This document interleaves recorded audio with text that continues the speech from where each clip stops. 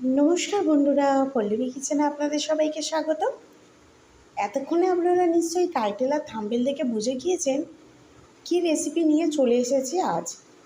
হ্যাঁ বন্ধুরা, আপনারা ঠিকই বুঝেছেন, নিরামিষ গোবিন্দভোগ চালের খিচুড়ির রেসিপি নিয়ে।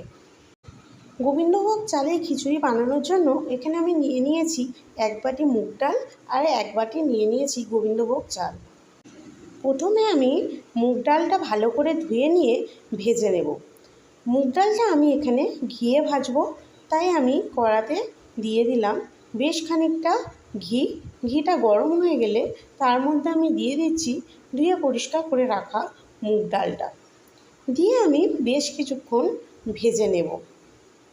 যতক্ষণ না ডালটা থেকে একটা সুন্দর সেন্ট বেরোচ্ছে ততক্ষণ পর্যন্ত আমি মুগ ডালটা ভাজতে থাকবো কড়াইয়ের মধ্যে।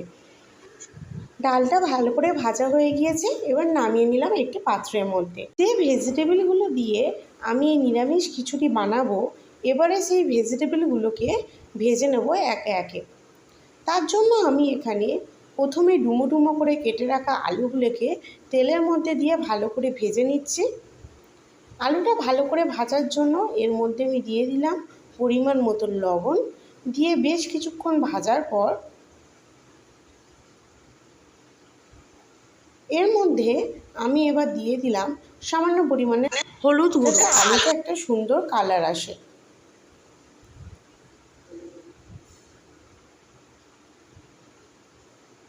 আলুটা বেশ কিছুক্ষণ ভাজা হয়ে যাওয়ার পর এর মধ্যে আমি দিয়ে দিচ্ছি ডুমো ডুমো করে কেটে রাখা গাজর। আপনারা আপনাদের পছন্দ মতন সবজি দিতে পারেন, আমি আমার পছন্দ মতন সবজি দিয়েছি। এবার দিয়ে দিলাম বিনস,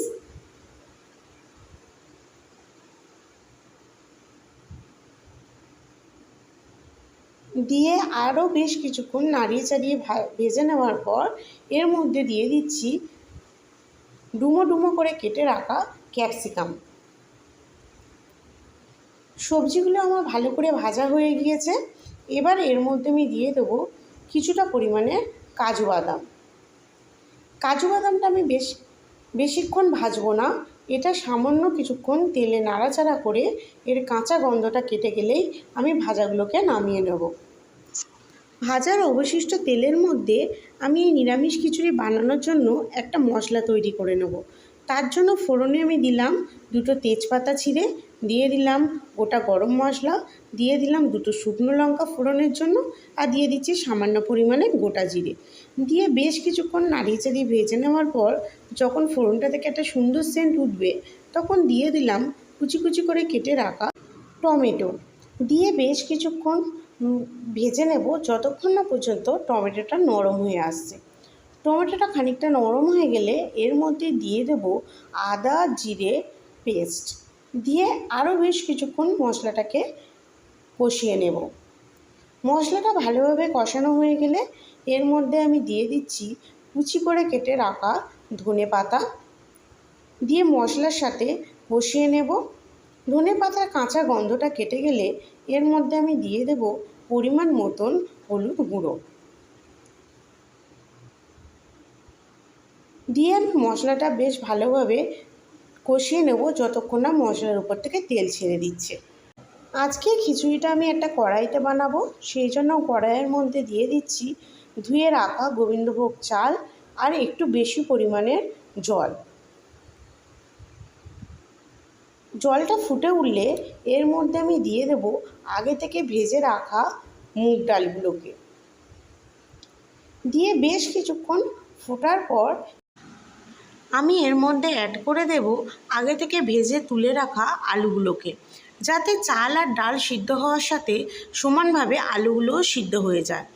বেশ কিছুক্ষণ পর আলু চাল ডাল সব সিদ্ধ হয়ে গিয়েছে, এবার এর মধ্যে অ্যাড করে দিচ্ছি আগে থেকে ভেজে তুলে রাখা ভেজিটেবলগুলোকে, দিয়ে বেশ কিছুক্ষণ নাড়িয়ে চাড়িয়ে ফুটিয়ে নেওয়ার পর এর মধ্যে আমি দিয়ে দেব আগে থেকে তৈরি করে রাখা মশলাটা, দিয়ে নাড়িয়ে চাড়িয়ে আরও 5 মিনিট আমি এটাকে হতে দেব। 5 মিনিট পর এর মধ্যে আমি অ্যাড করে দিলাম সামান্য পরিমাণে চিনি, যেহেতু এটা গোবিন্দভোগ চালের খিচুড়ি তাই একটু মিষ্টি হওয়ার জন্য চিনিটা অ্যাড করলাম। আর দিয়ে দিচ্ছি সামান্য পরিমাণে গরম মশলার গুঁড়ো, দিয়ে খিচুড়িটাকে আরও 2 মিনিট হতে দেব। খিচুড়িটা আমার এখানে সম্পূর্ণ রেডি হয়ে গিয়েছে। আর নামিয়ে নেওয়ার আগে এর উপর ছড়িয়ে দেব গাওয়া ঘি, যাতে খিচুড়িটাতে একটা সুন্দর সেন্ট বের হয়। ভিডিওটা ভালো লাগলে আপনারা একটা লাইক করে দেবেন, কমেন্ট করে দেবেন আর শেয়ার করে দেবেন। আর সাবস্ক্রাইব করে দেওয়ার অনুরোধ রইল আপনাদের সবার কাছে।